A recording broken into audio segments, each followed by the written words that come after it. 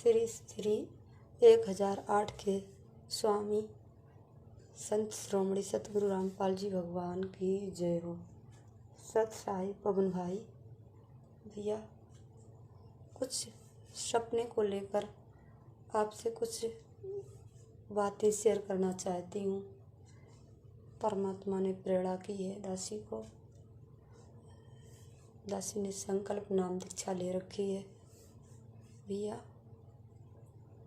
परमात्मा ने इतना दृढ़ कर दिया, वैसे ज्ञान आधार से कर ही दिया मालिक ने आपको निमित्त बना के। साथ में सपने में भी आकर के परमात्मा ने दृढ़ बनाया है दासी को। तो वो सपने को ही लेकर भैया कुछ बातें शेयर करना चाहती हूँ। जब भी सपना आया दासी ने आपको फ़ोन भी किया, लेकिन शायद आप बिजी थे, शायद मालिक की भी दया ना थी उस समय फ़ोन उठाने की, आप नहीं उठाए भैया। तो सबसे पहले सपने का जिक्र करती हूँ भैया आपसे, सभी भाई बहनों से। जब भैया आप लाइव आया करते थे पहले, तो नई नई परमात्मा से जुड़ी हुई थी, थोड़ा ज्ञान भी कमज़ोर था। तो कुछ बातों को लेकर शंका हो जाती थी कि नहीं भाई ऐसा क्यों बोल रहा है, कुछ कॉमन सेंस के नियमों को लेकर, कुछ अन्य बातों को लेकर ज्ञान की, तो ऐसे मन में शंका हो जाती थी। तो परमात्मा एक दिन आए सपने में, और मतलब कि आप लाइव आ रहे थे और मालिक आपके मतलब सिर पर बैठे हैं भैया परमात्मा। और वह स्वरूप है जो सन 2002 वाला, 1997-98 वाला, उसी स्वरूप में वही वाला स्वरूप है मालिक का। और मालिक आपके शीश पे बैठे हुए हैं। और ऐसे परमात्मा कभी प्यार से मतलब अपना हाथ फेरते आपके सिर पे, और कभी धीरे से मार भी देते। और आप बोले जा रहे भैया, इतनी मतलब रुक ही ना रहे इतनी तेज़ी से। और फिर आंखें खुल गई तो मालिक ने विश्वास दिला दिया कि बेटा, कि ये जो पवन भाई बोल रहा है तेरा, ये मेरे ही कृपा से बोल रहा है, मेरे ही आशीर्वाद से बोल रहा है। मैं ही इसको मतलब आशीर्वाद दे रहा हूँ, तभी ये बोल रहा है लाइव में जो भी जिक्र करता है। परमात्मा ने विश्वास दिलाया। दूसरी बार का सपने का जिक्र भैया, ये साध संगतियाँ भैया स्टार्ट ही नहीं हुई थी कि इसके 1-2 महीने पहले दासी ने स्वप्न में देखा भैया कि कहीं साध संगति हो रही है। साध संगति तो उस समय तो नहीं समझ में आई जब परमात्मा सपने में दिखाए थे मालिक, और सपने में दिखाए मतलब अब समझ में आई जब साध संगतियाँ स्टार्ट हुई, उसके कई 1-2 महीने बाद समझ में आया भैया। तुरंत तो नहीं समझ में आया, कमज़ोर हूँ थोड़ा ज्ञान में।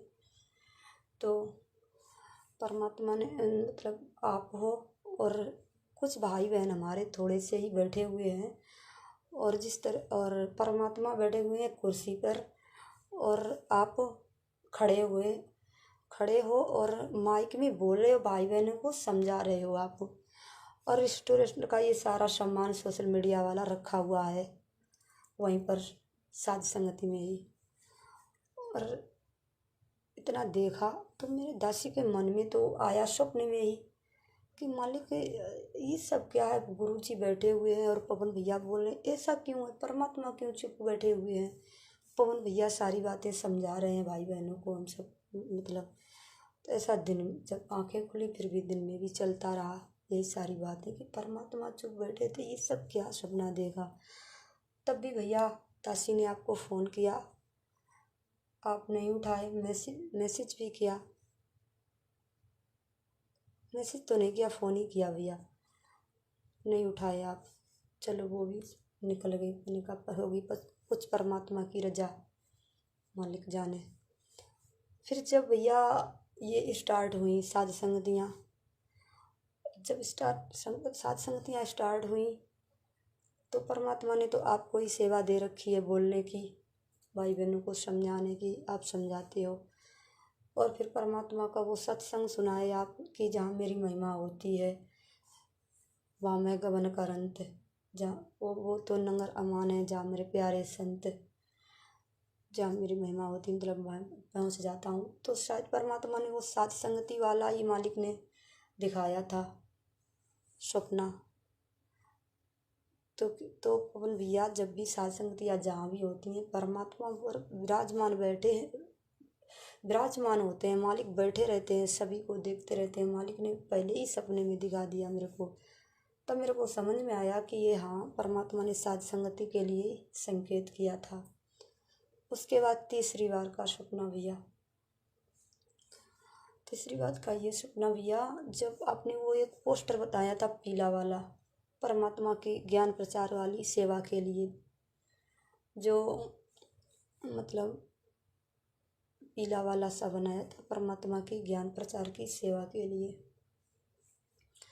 तब भी परमात्मा भैया एक दिन पहले परमात्मा आए, दो दिन पहले भैया परमात्मा आए सपने में। दासी ने देखा मतलब और आप हो और आपके साथ एक और भाई है जिसको मैं पहचानती नहीं। उस भाई को और दासी है। और परमात्मा वहीं पर प्रकट हो गए जहाँ हम भाई बहन थे। और मालिक आपसे बोले कि बेटा थोड़ा बड़ा सा पोस्टर बना और बोले और खूब बढ़ चढ़ कर सेवा कर बेटा, अब समय आ गया है तेजी से ज्ञान प्रचार करने का, खूब बढ़ चढ़ के सेवा कर, ऐसे बोले परमात्मा। बस दासी की आँख खुल गई। तो मैं समझ ना पाई कौन सा पोस्टर कौन सा वाला नहीं भैया। तो भैया मैंने आपके पास एक ऑडियो भी मतलब भेजी थी इसी सपने को लेकर, आप शायद बिजी थे नहीं देख पाए। चलो ठीक है, पता नहीं। तो तीसरे तीसरे दिन भैया आप लाइव आ गए। तो लाइव में उसी ज्ञान वाले उस पोस्टर को लेकर आपने जिक्र किया था कि पोस्टर एक बना रहे थे, परमात्मा के ज्ञान आदर्श बना रहे हैं सेवा करने के लिए ज्ञान प्रचार की। तो मालिक ने वो भी चेता दिया कि जो कुछ करवा रहे हैं उस पवन दास भाई से हम ही करवा रहे हैं। उसके बाद परमात्मा का चौथी बार का सपने का जिक्र, जो अभी 2-4 दिन पहले देखा था भैया, जो मतलब परमात्मा दासी के घर पे आए और आप हो परमात्मा आपसे कुछ बोल रहे हैं। अब सपने में तो कुछ बोल रहे थे, थोड़ा थोड़ा याद भी था सपने में जब देख रहे थे, लेकिन जब सुबह आंखें खुली तो नहीं कुछ याद रहा कि मालिक क्या कर रहे थे आपसे। और आप यूं नीची गर्दन किए हुए बिल्कुल परमात्मा से नजरें नहीं मिलाए, बिल्कुल ही नीची गर्दन करे हुए थे, आधी नी की तरह मालिक के आगे खड़े थे और मालिक आपसे बोल रहे थे। और आप परमात्मा की सारी बातें गर्दन हिला हिला के मतलब नीचे की हुई गर्दन स्वीकार कर रहे थे सारी। तो मैंने तो समझ ना पाए। और इस सपने का जिक्र मैंने एक रीमा बहन है सिद्धार्थ नगर की, उससे जिक्र किया था कि मैंने बहन ऐसे ऐसे स्वप्न में देखा। तो बहन ने तो कहा याद नहीं समझ पाए थोड़ा। फिर आप जब लाइव आए सुबह 7 अगस्त को, जब ये लाइव वाला सुबह वाला देखा भैया, ये न्यूज़ वाला भास्कर न्यूज़ वाला, तो समझ गए भैया परमात्मा यही कुछ सेवा के लिए आपको समझा रहे थे। और दासी को बहुत खुशी हुई भैया। और परमात्मा ने सपने में भी आ करके दृढ़ किया दासी को, ज्ञान आधार से परमात्मा ने दृढ़ कर ही दिया। क्योंकि जब से भक्ति से जुड़े हैं, संकल्प दीक्षा ले रखी है, और तब से ही भैया आपकी वीडियो देख रहे हैं ज्ञान आधार से, परमात्मा के सत्संग भी सुन रहे, साथ में आपके भी वीडियो देख रहे हैं, तो सब क्लियर है, ठीक है भैया। और परमात्मा ने सपने में भी आ करके दृढ़ कर दिया कि बेटा साध संगति से जुड़े रहना है, साध संगति ही मेरा मिशन है, सच्चा मार्ग है, आगे बढ़ेगी, साध संगति से ही आगे मेरा मार्ग चलेगा। और शायद भैया दासी कमज़ोर है थोड़ा, परमात्मा को शायद पता था, इसलिए सपने में आ करके दृढ़ कर दिया। और इस समय भैया पता नहीं इतने भाई बहन जुड़ जाते हैं व्हाट्सएप से, जो साध संगति से जुड़कर अब दूर होके राग द्वेष पाल के पवन ठग 10वें अंश का पैसा ले रहा है, परमात्मा के ज्ञान में मेन कर रहा है, ऐसा सब कुछ जुड़ जाते हैं, मैसेज करते रहते हैं, फ़ोन भी करते हैं 1-2 बार। तो मालिक ने इतना दृढ़ कर दिया है, उनको समझा देते हैं ज्ञान आधार से जितना मालिक ने बुद्धि दे रखी है, लेकिन वो भाई नहीं समझते, बिल्कुल भी ना समझते अपनी आगे, बिल्कुल भी ना। और आप भैया आपके पास ये मैसेज किया सौंपने वाला 2-4 दिन पहले जो आया था, और तो आप जो मैसेज किया तब भी आज एक भाई का फ़ोन आया और बोला कि क्या सपने में कब से जुड़े हो पवन दास से। मैंने कहा कब से, जब से मालिक के भक्ति में लगी हूँ तब से भाई के वीडियो देख रही हूँ, सब कुछ सही है, मालिक के ज्ञान आधार से सब कुछ ठीक बता रहे हैं। और सपने में आए थे परमात्मा गुरुजी आपके, क्या बताए थे, हमने आपका मैसेज देखा था, ऐसे बोला भाई। मैंने कहा ऐसे बताए थे परमात्मा, ऐसे। फिर वह भाई बोलने लग गया, वो तो पवन वो ठग है, 10वें अंश का पैसा ले रहा है और पता नहीं क्या क्या। तो मैंने उससे कहा भाई से ही बात करो, इस मामले में मेरे से क्यों कर रहे हो? आपको लग रहा है कि वो 10वें अंश का पैसा ले रहा है, ठग रहा है, तो उस डायरेक्ट भाई से ही बात करो ना, मेरे से क्यों कर रहे हो भाई? तो मैं क्या करूं? तो मेरे को तो बिल्कुल सब ठीक लग रहा है परमात्मा के ज्ञान आधार से, आपको लग रहा है कि ऐसा गलत कर रहा है तो आप डायरेक्ट भाई से ही बात करो। फिर उस बात का उसने नहीं जिक्र किया। फिर बोला अब कबीर साहब की जय क्यों नहीं बोलते, कबीर साहब की क्यों नहीं जय? मैंने कहा कबीर साहब मेरे परमात्मा हैं, तो मैं एक जय बोलती हूँ, मालिक की बंदी छोड़ सतगुरु रामपाल जी भगवान की जय हो। इस जय को लेकर इतना माथापच्ची करते रहा। मैंने फिर भैया उसका फ़ोन ही काट दिया। भैया मेरे को आपको नहीं समझा सकती, आप साध संग से जुड़े होकर भी और आप मतलब नहीं समझ पा रहे हो, तो दासी क्या समझा सकती है आपको? ये राग द्वेष पाल के आप मतलब सतलोक नहीं जा सकते भाई। जब एक भगत को नहीं समझ पा रहे तो भगवान को कहाँ से समझोगे? ऐसे करके शायद ये भैया भाई बहन मेरे को थोड़ा कभी मैसेज से कभी फ़ोन से डिस्टर्ब करने की कोशिश कर रहे हैं, भ्रमित। शायद उन्हें मालिक ने इसीलिए दासी को सपने में भी आ करके दृढ़ किया भैया कि थोड़ी दासी ज्ञान में थोड़ा ज्ञान आधार से जल्दी जवाब नहीं दे पाती। शायद परमात्मा ने इसीलिए सपने में आ करके मालिक ने दृढ़ बनाया कि बेटा साध संग से दूर नहीं होना है। वो तेरा भाई पवन दास, उसको मैंने ही निमित्त बना रखा है, सारा कुछ परमात्मा ने समझा दिया है मालिक के ज्ञान आधार से। अब परमात्मा से नहीं दूर होंगे, ना ही साध संग से दूर होंगे भैया, बिल्कुल लगे रहना है परमात्मा जब तक नहीं आ रहे दृढ़ता से। यही सच्चा मार्ग है, मालिक ने सब कुछ समझा दिया, क्लियर करा दिया। यही कुछ थोड़ी बातें शेयर करनी थी भैया आपसे, सभी भाई बहनों से। सत साहिब श्री 1000 के स्वामी 1008 के स्वामी संत श्रोमणी सतगुरु रामपाल जी भगवान की जय हो। सत साहिब।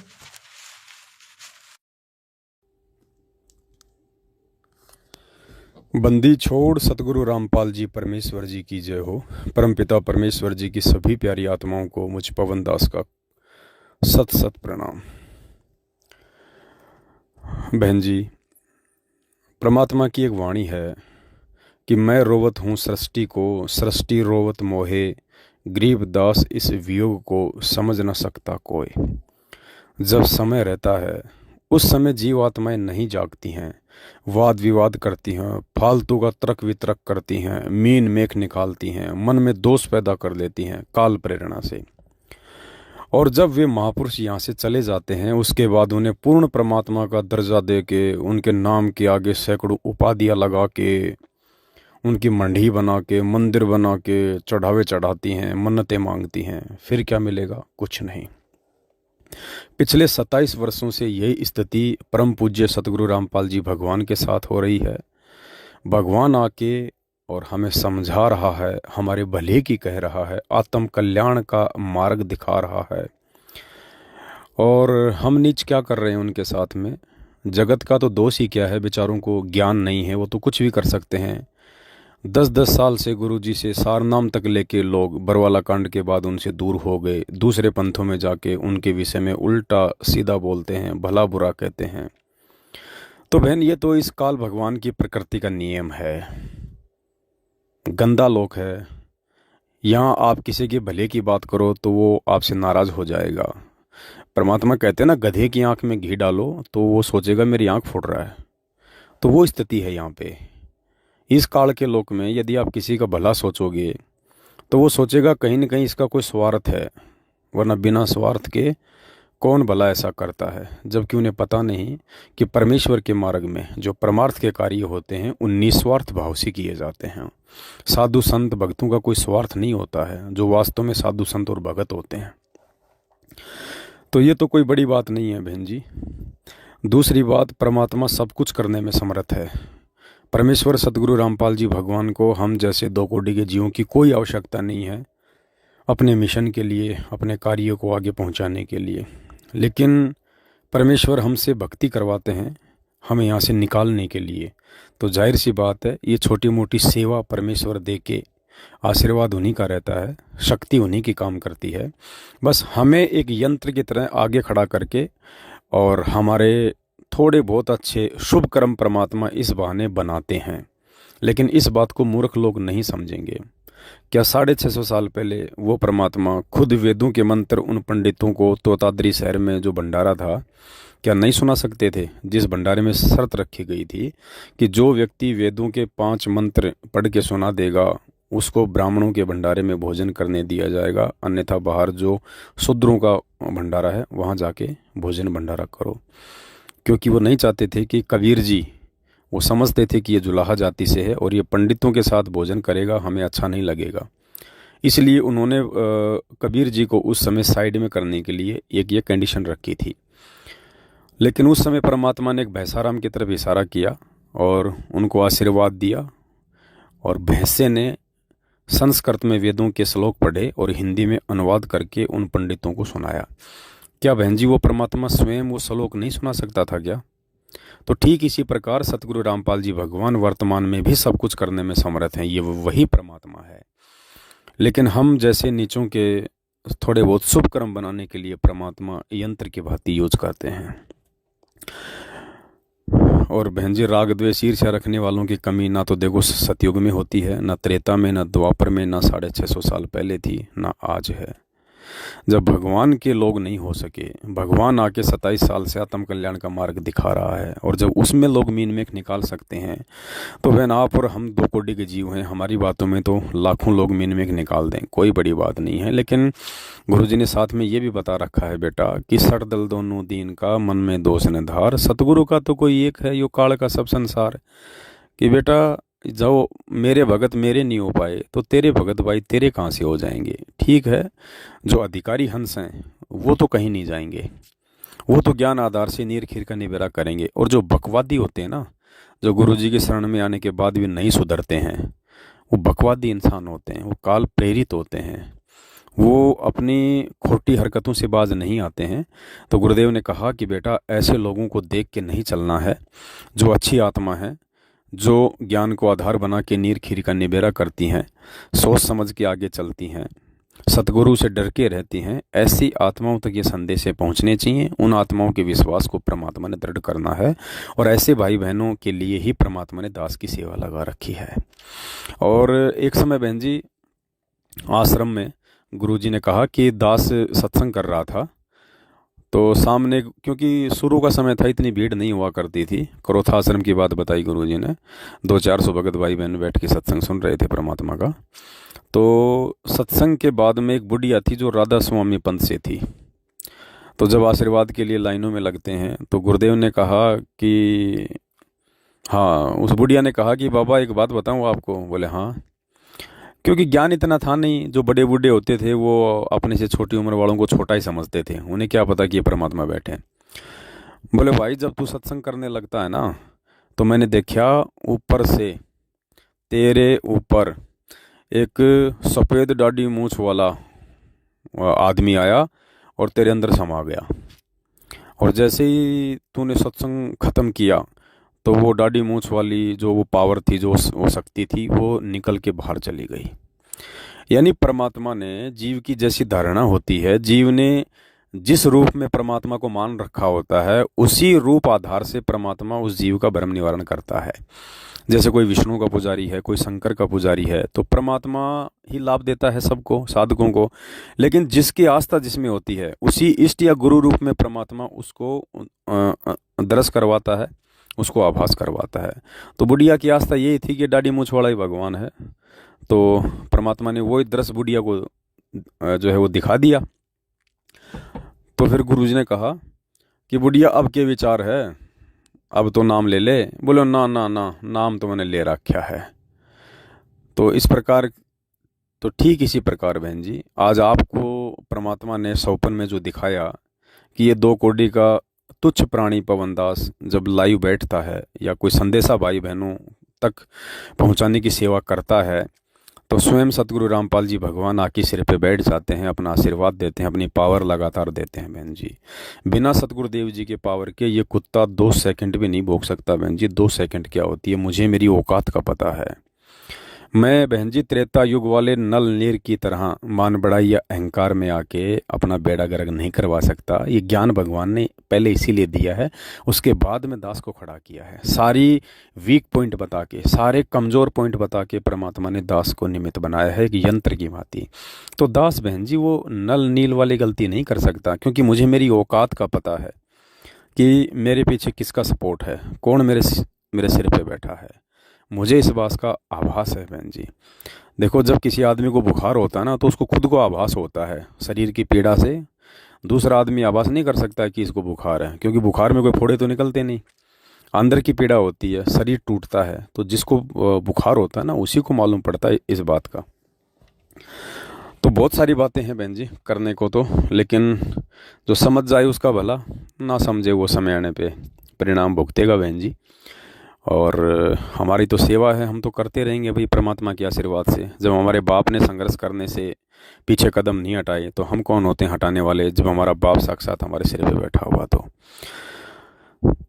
बस बहन जी, और क्या बताएं, जो परमात्मा का होगा वही समझेगा इन बातों को। बाकी तो भैंस के आगे बीन बजाने जैसा है। सत साहिब।